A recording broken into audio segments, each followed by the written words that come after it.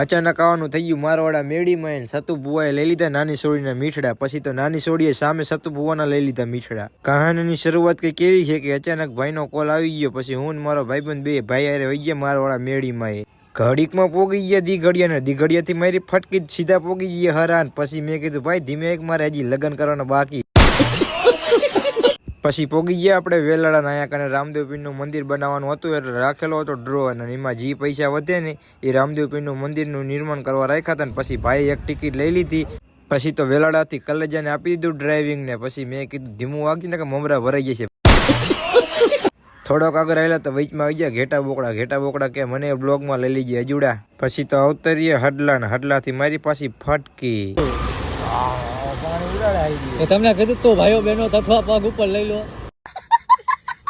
પછી તો ટીકરથી આગળ આવેલા તો હોચી હોંડા જોવા મળી જાય. એક નહીં, બે નહીં, ત્રણ નહીં, ચાર નહીં, પાંચ નહીં, છ હોચી હોંડા જોવા મળ્યા. પછી તો પોગી ગયા મૂડી સ્ટેટ ને. મૂડી સ્ટેટમાં શું છે કોઈને ખબર હોય ને તો કોમેન્ટ કરી નાખજો. આવું રાજમહેલ જેવું અમે કોઈ દી જોયું નથી. પછી આગળ આવેલા તો આવી ગયું માનવરાયજી દાદાનું મંદિર. રસ્તામાં મળી ગયા પગપાળા વાળા યાત્રી. પછી પોગી ગયા વાડિયાને રાખી દીધું એક દુકાને ઊભું. કેમ કે આપણે માઇસલાને આગળ ગાંઠિયા ને એવું ખવડાવવાનું હતું ને આપણને પાણીની તરસ લાગી હતી. પાણી પીને આપણે નીકળી ગયા. મારવાડા મેડીમાં જતા રસ્તામાં આવે આ માઇસલાનું નાલું. તો તમને ખબર હોય ને તો ફટાફટ મિત્રો કોમેન્ટ કરી નાખજો કઈ જગ્યાએ આવેલું છે નાલું. ત્યાં એટલા બધા માઇસલા છે.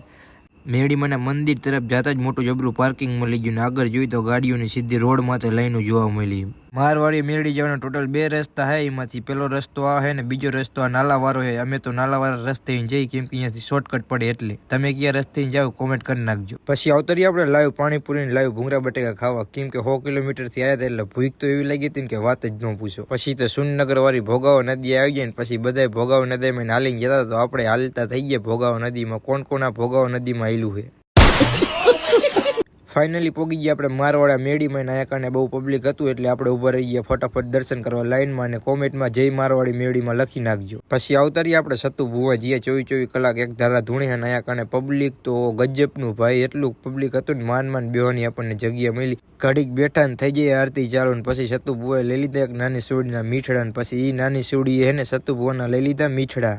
પછી તો ઘર તરફ જતા રસ્તામાં પડી ગયું પંચર. આપણા બાઇકમાં ખીલી ગાળી દીધી. પછી પંચર કરાવીને આપણે નીકળી ગયા પાછા ઘર તરફ જવા. રસ્તામાં થઈ ગયા પાછા હેરાન. મૂળી ટીકર પગ્યા વરસાદ ભેગો થઈ ગયો. વરસાદ તો બંધ થવાનું નામ નતો લેતો. પછી મેં કીધું મોટા માવો બનાવી માવો બાવો ખાઈને આપણે બ્લોગનો એન્ડ અહીંયા જ કરી. તો આઈસા બ્લોગ ગમ્યો છે લાઈક સબસ્ક્રાઈબ ફોલો કરી નાખજો ફટાફટ મિત્રો. જય માતાજી.